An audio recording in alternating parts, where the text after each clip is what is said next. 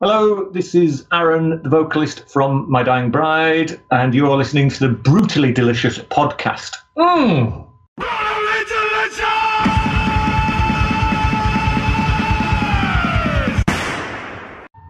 Hello. Chris. Hey, Hi. Chris, meet Aaron. Hey, Aaron, how Aaron, you meet doing, Chris. man? Hello, Chris, how are you? Good. How are you? Very well, thank you. Before we get started, Aaron, the most important thing is how is your daughter doing? She's doing much better now, thank you. She is, I think, 12 months clear of cancer now, so that's wonderful. So she's just starting back at school. She's not fully fit, but she's getting better and better with each day. We need to go to the hospital every 3 months to have scans just to make sure there's no mass growing again. But so far so good. So we're relieved. That must Can't be ask for really anything stressful. better than that. Yeah. Yeah, it was tough. You know, it was the hardest thing we've ever had to go through. But you know, kids, they're solid as a rock. You know, adults complain all the time, but throughout the whole ordeal, she smiled all the way through it, which was remarkable. Wow. That's crazy. As adults, we can learn a lot from children. Oh yeah. Bruce? Anyway, thank you for joining us as a big fan. And Chris and I both saw you on 70,000 Tons of Metal a couple years ago. Yeah. That was On the great main fun. stage. Great stuff. You guys are working on some new stuff. I believe it's done and ready to be released. What's the writing process like, especially after taking such a break that you guys took? You approach it differently? Yeah, I found it really difficult to get back on the bike. You know, it was just so tough. Andrew carried on writing the music after he took a break as well, because it was such a shock to all fans, friends, and relatives that everybody kind of stopped what they were doing, really. Right. So Andrew took a break as well, and then when it looked like this was going to take a long, long time, Andrew carried on writing, really threw himself into the writing process, and has written all the guitars and recorded all the guitars on the album. It sounds immense, and the whole record was finished before I'd even heard a single note.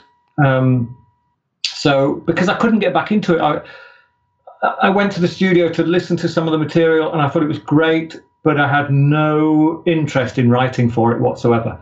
My focus had completely shifted from music to my daughter, which is understandable. So the music meant nothing to me. It was a very, very unusual thing, because the music's been everything to me for the last, well, we celebrate our 30th anniversary next year. Right. And the music's meant everything, but just lately, you know, it just meant nothing.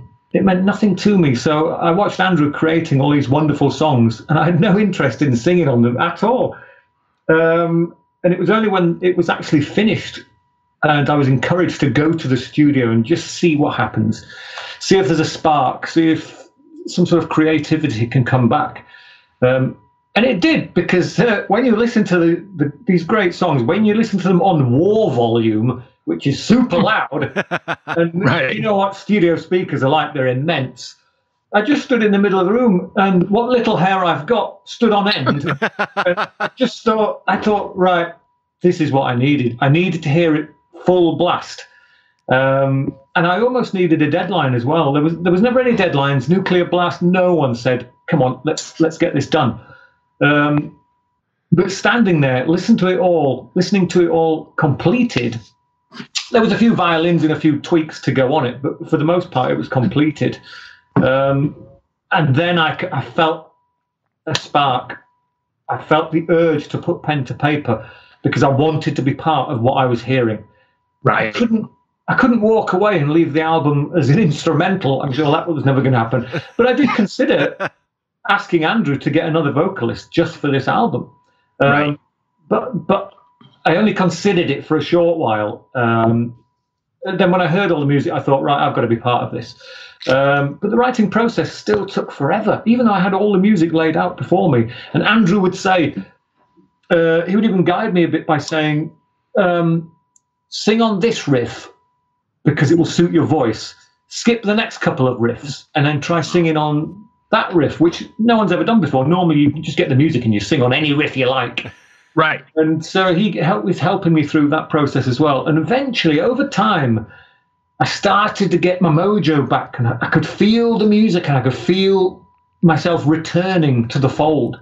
But it took me a year to do the vocals, which is absolutely, it's insanity, because normally you can get the vocals, you can get them done in 10 days. Right. So for it to be such a prolonged affair, it was so painful. And even when I felt inspired to go and do it in the studio, I'd sing the first couple of lines and I knew it was all out of key and it was just terrible. And Mark, the studio engineer, would say, take your time, it's fine, take your time. And then I'd have another go and it was worse. And it was painful. It was painful for me and it was painful for Mark. And it was I just thought, I'm not sure I can do this. My heart's in it, but now the physical act of actually vocalizing on this music is becoming a challenge I never expected. So sort of limber up a bit. I did some death metal vocals on a couple of the songs. And I think I needed to do that because when you do death metal vocals, all your anger and your rage comes pouring out. And it's a great stress buster. So once I'd done a couple of songs death metal style, which we all liked, and we've kept them somewhere, I then went back a couple of days later and said, right, let's start on song 1 again. I think I'm ready for it. And, I picked up the ball again and off we started going. It was a slow process. I thought I'd waltz straight back into it with great ease because I've done it so many times, but it was completely the opposite. It was trying to get a square peg in a round hole. Eventually, we forced it through, and the results I think are staggering. Because Mark, the engineer, we've moved on from Mags, by the way. Mags is doing his own thing now, so we're using Mark Minot. He had me doing lots of double tracking with the vocals, doing some harmonizing. So on a lot of the songs, my vocals there 5 or 6 times, all at the same time. There's low stuff, medium stuff, high stuff, whispering. It's very rich, very layered, which I don't know how I'm going to do it live. But on the record, it just sounds amazing. I'm so glad that we all persisted, and the people who really wanted to make it happen, Andrew and Mark, really, really got behind me, and we made it happen. And when we sent it off to Nuclear Blast, I think we just got an email back which said, magnificent. Nice. That's beautiful. That's kind of the response you want. I guess, yeah, absolutely. I guess it's true what they say. Sometimes the struggle, brings out the best, even if it's the hardest thing to do. Yeah, I think. Yeah, I mean, climbing Everest must have been tricky. Yeah, but they persisted, and there you go. The results are probably worth it. So yeah, I mean, it was the hardest record we've ever done. But I hope the fans love it because we love it, and it's a little bit. We think it's a little bit easier on the ears for those who might be sitting on the fence about My Dying Bride. We're a little less awkward or challenging. The songs, I think, are easier to get into. There are several choruses, believe it or not. So I expect fans to be singing along at live concerts. Wow. Which, we don't really do. We haven't done it in the past. We tried to show off a little bit in the past by being a little bit technical in places, using different languages. And it's made My Dying Bride not an easy listen. But for this album, we just thought, what, for our new record label and for everybody else, let's make it things. I'm going to use the word commercial, and just make it a bit easier for people to get into My Dying Bride. So, we're hoping after this album will be an overnight success. Nice. My grandma had a saying about overnight success. She's like, It's never overnight. It's always 30 years in the making. Oh, God, yeah. So, Aaron, My Dying Bride is very emotional, emotional driven. Did you find that everything you went through helped in the writing and was sort of cathartic? Yeah, once you got going? Yeah, because I was writing even during my daughter's illness, but I didn't know why I was writing. I was just compelled to do it. So I've now got a huge collection of, the writings of a madman, which, some of them will eventually turn into lyrics. Some of them may have turned into lyrics and are on the album. But I'm going to stick them all in a book. I've been writing short stories and poems for years and years and years, and it's about time, and I've threatened it for years, it's about time I put them all together and got the thing published. So I've been writing because I need to write, because if I don't write, then the words are stuck in my head going round and round and round. And it grows and it grows and it grows. And all you can hear is not the voices. It's not like that. But it's like I can see words dropping down Matrix style in front of my eyes. And that's quite annoying. So I have to write them down. And when I write them down, I take a deep breath and I'm so relieved. My mind is clear. Clarity is there now. And then when it starts to build again, I write it all down again. So when I read some of it back, it's gibberish. It's absolute gibberish. But I'm kind of hoping that when people read it later on, if ever I do manage to get a book out, I hope they understand that at certain points, I was losing my shit. So, and when that happens, your mind is in a completely different place, because it doesn't happen very often. It's very rare for people to really, be on the brink. But yeah, the writing thing was good as well. I had to, for the My Dying Bride bit, I would listen to the music, and I just think, it's pulling at my heartstrings. This is without even any words. When the music's doing that, you're already halfway there. The music's talking to you, and the words are pouring out, and it all makes sense. I hardly edited any of the lyrics for this album, because quite often you write quite a bit, and you go into the studio, and you want to sing it all because you're proud of what you've written. But it doesn't all fit, and so sometimes you think, well, we'll lose that line, and we'll skip a few things like that. And you always think, well, that's a great line. I'll put it back in my book of lines I'll use later. But you never do. You just cross it out, and it's gone. Right. But for this album, I kept virtually every single line that I'd written, because I knew that when I wrote it, I really meant it, and I don't want anyone taking the words out, because that means a lot to me. So it's staying in. It sounds like this record was like, it sounds like you had like an extremely emotional experience, but making the record was, it almost sounds like it was somewhat of a healing experience as well, like the way you're describing it. Yeah, healing in a nightmarish kind of way. Right. It was just tough at every level. Physically, I was in the studio for 12 hours.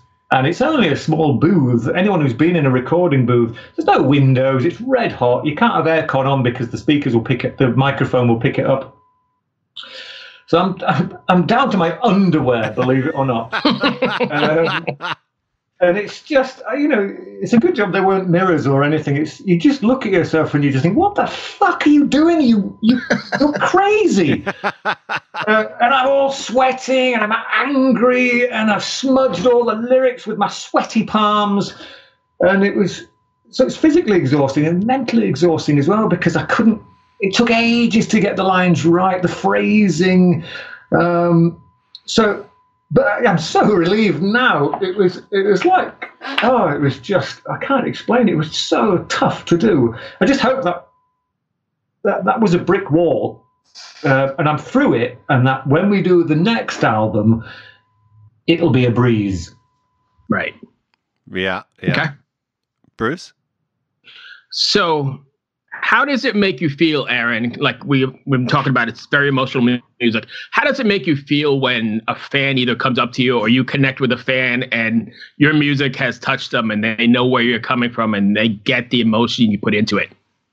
Oh, we get that. We get that a lot. And since I've been a recent convert to Facebook, just as everybody else is leaving, I've got lots and lots of feedback from people all over the world, expressing their great interest and fondness for the things that we've created, and it's so humbling, you know, because we formed a band because we loved rock, we loved metal, we just wanted to be part of the fraternity. But we realized when we got into it, if you're not going to do something a bit more interesting, a bit more special, you'll just disappear, because there's already bands out there doing the kind of things we wanted to do. So we needed a higher emotional input. And it's resonated throughout the world, and we get all kinds of stuff from people. A lot of them are, you know, they're sad stories. But it's nice to know that we've somehow helped people. I've just got a message through today from a guy in a Russian band, and said, if it wasn't for My Dying Bride, I might not be here today. Oh, wow. It's just, when you hear that, you can't take what you do lightly. So that's another reason why the studio took such a long time. I can't just walk in and say, Mark, I'm going to sing any old shit because the fans will buy it. I can't do that. It's just not going to happen. So rather than that, I'd rather bang my head against a wall for a year to make sure it's absolutely right, because I know there are people out there, they're going to need this, and when they get it, I hope that they'll appreciate it, because I need it as well. I can't do without this band. It's part of me. So when I thought I was losing it, you know, it was devastating.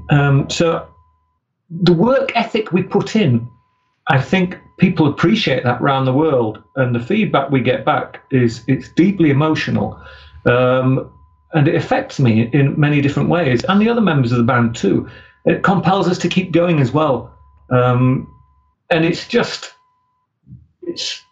I don't know. I think sometimes music is more than just something that goes in your ears and makes you smile.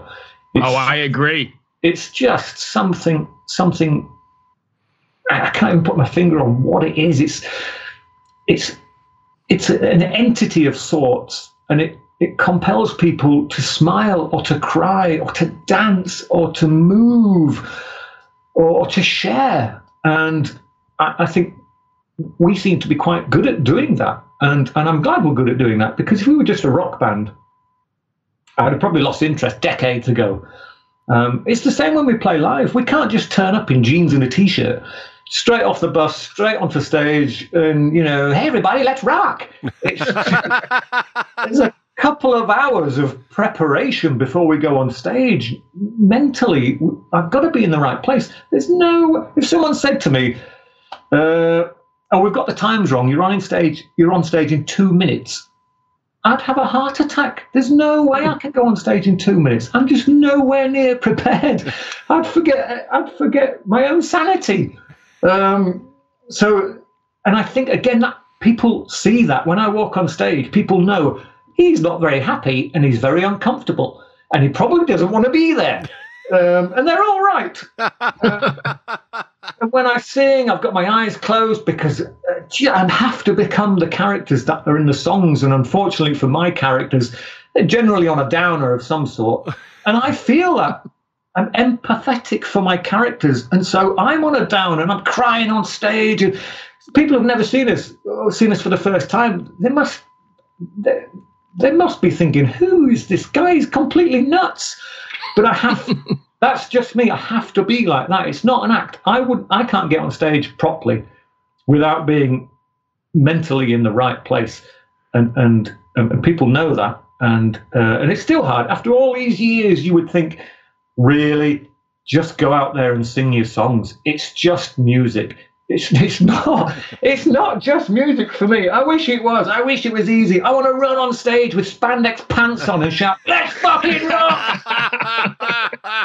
And I want to enjoy it. I want to smile. I want to look at the audience. I want to smile at them and wave to them and point to them at the back there and, you know, tell anecdotes and stuff like that. And it's just the opposite. I'm just stood there wishing I was anywhere else. Amazing. Do you find yourself spent after the end of a show like that, then, if you're putting that much energy and emotion into it? Oh, yeah. Yeah. If we've had a particularly good show, as we go back to the dressing room, there's the banter starts, and the other band members are patting each other on the back, saying, "That was fucking great." Everything was timed to perfection. The applause from the audience was immense, which is a great buzz. But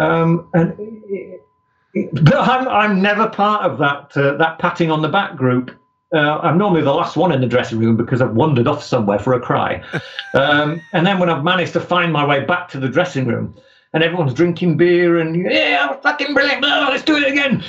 I'm soaking wet because I'm covered in sweat. And I'm drained. It's like I've run a half marathon with the burden of the world dragging at my feet.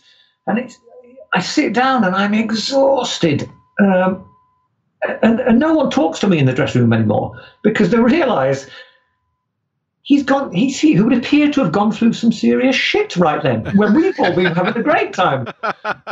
And I'm just severely grumpy after a show, even if it's a bloody brilliant show, because it's challenging and it's immensely taxing both mentally and physically.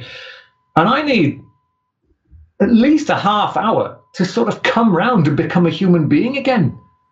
And again, it's like, I don't like, why am I doing that? I should be in there. We should be piggybacking each other round the dressing room, pouring beer on our heads and going, whoop, that was brilliant. It's just not like that. But I sometimes wish it was. This is a really interesting look into how you approach doing live shows, you know? It's not something I've ever heard anyone say anything like this before. Well, we don't do that many shows a year, probably 10 or 15, something like that. And it's because I can't do any more than that. That's how much it takes it out of me. If we do a tour is a nightmare, even though our tours are really 10 days is a tour for us. That's it. And sometimes, you may have 4 or 5 shows every single night. And then when you get that night off, I'm just a zombie. I'm just an absolute zombie. And of course, everyone else has got a night off, so they're all going out partying. And I'm just left on my own thinking, well, you know what? I need the rest. I need to recoup. I need to recharge the batteries. And I might have a read of a book and a glass of wine, on the tour bus. Everyone else is drunk as skunks. And then an early night. So it's not tremendously rock and roll, but it's just maybe I'm in the wrong business. Maybe I need to find something that I enjoy. I have a feeling your fans think you're in the right business. I do too. Yeah. Well, yeah. And emotion is what makes a great piece of music. It really does. Yeah, I mean, I've been to a few classical concerts recently, and there's no singing, but the music doesn't need vocals. Each instrument sings its own tune, and if you can be in tune with that, it's just you close your eyes and you let it wash all over you. And it's just an immense sensation. I love it, absolutely love it. Love music. So many weird and wonderful musical tastes. Some utter shit that some people think. But recently, I went to a punk festival, which is not normally my cup of tea, but friends of ours invited us. It was a 4-day-long festival, and I went for the last day. The Damned were headlining. And Nice. I saw a band called Pizza Tramp. And they were just the loudest, noisiest, most rapid band I think I've ever seen. They were like early Nuclear Assault. It was brutal and in your face, which is not normally my cup of tea. And I've since bought some of their records. The records are fine, but it was that live performance that made it special. It was so visceral. I've never seen 3 angrier men in my entire life, but the sound was so heavy and it was delivered with such anger. I was totally blown away by it, and that is not my style of music at all. But I think if someone is performing to such a high level of emotion, it's going to be brilliant. It's going to be brilliant because you can see the other people who are making it up as they go along. And you're not feeling anything for those guys. These three were going absolutely crazy. And you could see it. They were red in the face. They were shouting so hard. And it was just like, wow, this is it. This is an immense experience right now. I've never seen anything like it. And like I said, I rushed off home, bought the CDs. They're all right. But it's the live thing made all the difference. Nice. Yep, the emotion. Oh, yeah. Do you have a release date for the record yet, or a title? We do. Let me see if I can minimize this. We've just recently got an email from the label. I know it's March. It was going to be February. Can you still hear me, by the way? Yes. Loud and clear. All right, okay. Let's have a look. Let's have a look.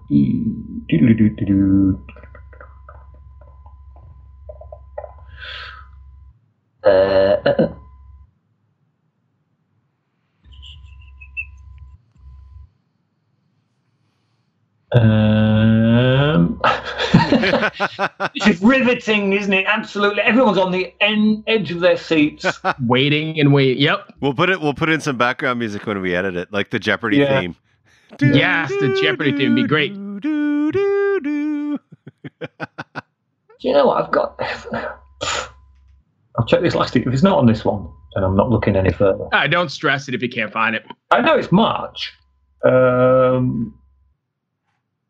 In the meantime, we're receiving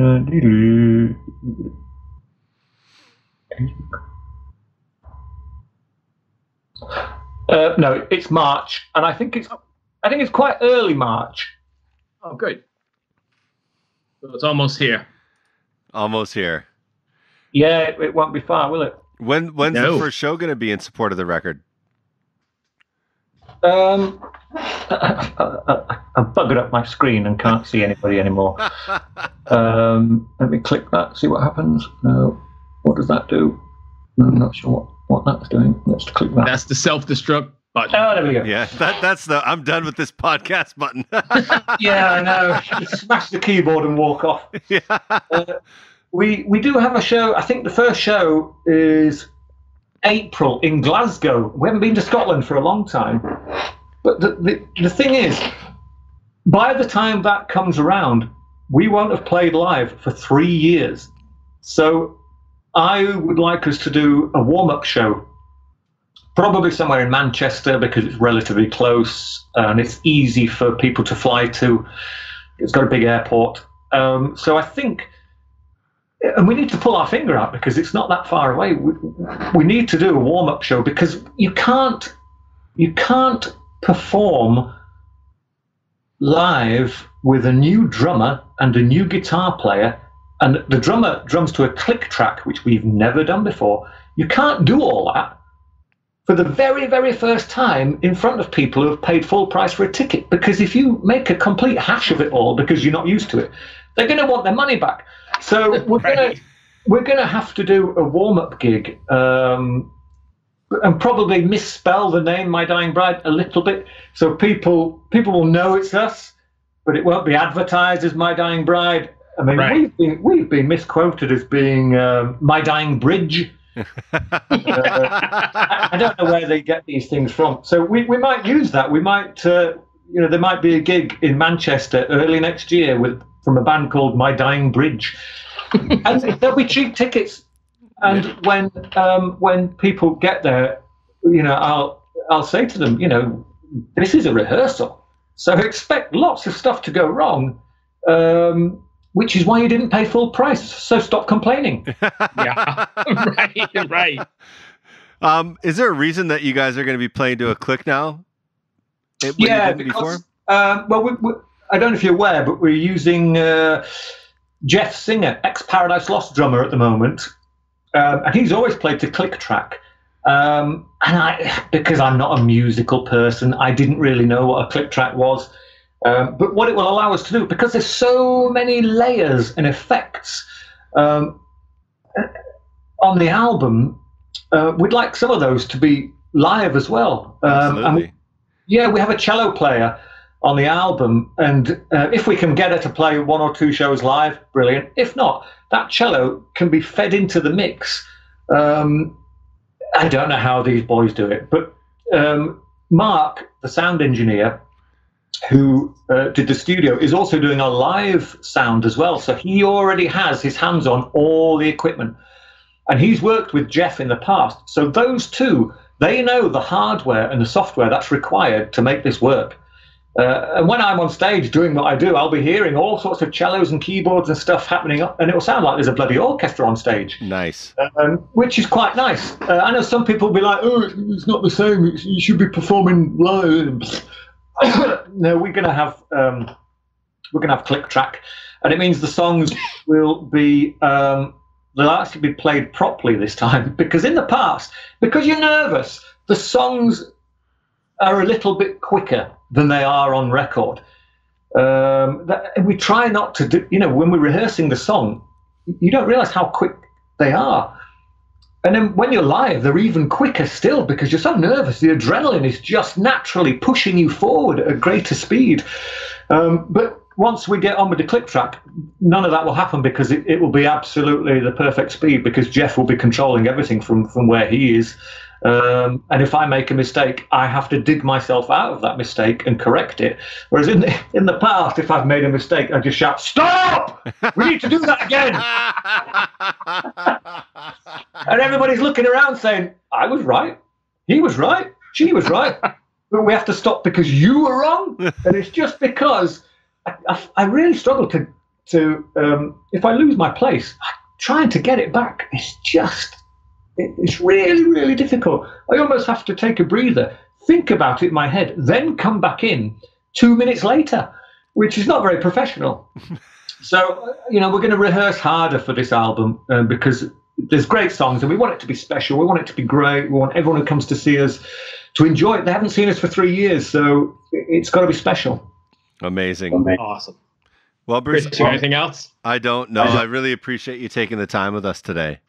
Oh, it's my pleasure. I'm glad it worked because, cool. Yeah, my pleasure. Thanks, guys. All right. Good Can't luck wait with for the the new record. and good news about your daughter. Yeah, it's great. Thank you, guys. Really appreciate it. Be well, my friend. Cheers. Thank you. Thanks. Cheers. Bye. Cheers. Bye-bye. Bye. What a nice guy. Yeah. But emotionally intense. Holy. Yeah, that's a good interview. I've never had such a candid interview I don't think we've ever had a candid interview like that before. I didn't know that's where it was going to go, but he was all wide open. So why not, right?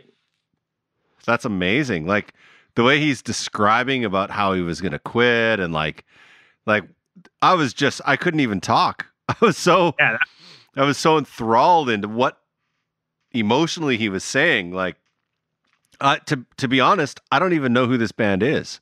But you need to look them up. But now I have to go listen to them because of the way that interview went. I was just drawn in. This record is number 12 coming up, but super doomy, super emotional. But he doesn't have the growling kind of vocal. He's got a real, I don't know what the singing term is, but clean vocal. And I remember him on the boat. Everything he said about being so emotional, like he was writhing on the floor of the stage, and all kinds of stuff. He was all in. Wow. I'm going to have to check that out. So yeah, that was a very good one. That could be a blabbermouth interview there. I think so. Yeah. I'm glad. I know I've been talking to him over the years, ever since I met him on the boat, and he's I'm glad his daughter's doing well. He had that whole thing happen a couple of years ago, and I chatted back and forth, and he was in a bad place, so it's good. Yeah. That's going to put anyone in a bad place. Yeah, it's good. Everything turned out well. Hey, thanks for listening. That was a pretty intense interview with a pretty intense band that if you're not familiar with, I suggest you go check out. My Dying Bride. Keep it metal. Always.